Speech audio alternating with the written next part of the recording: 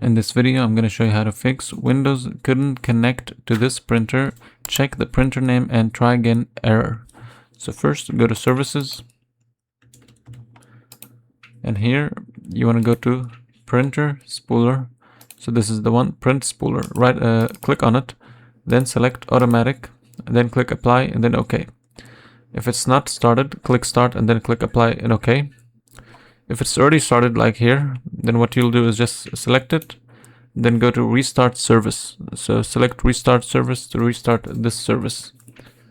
And then once you have this done, you can check if it fixes it. If it doesn't, then go here and type CMD, run as administrator.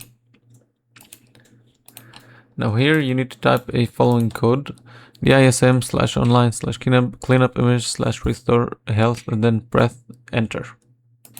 Next code, type SFC/scan now, and then once you write this down, it will take like a few minutes to finish loading and fixing any errors. And once it's done, it should basically fix any errors regarding this issue, and that's it.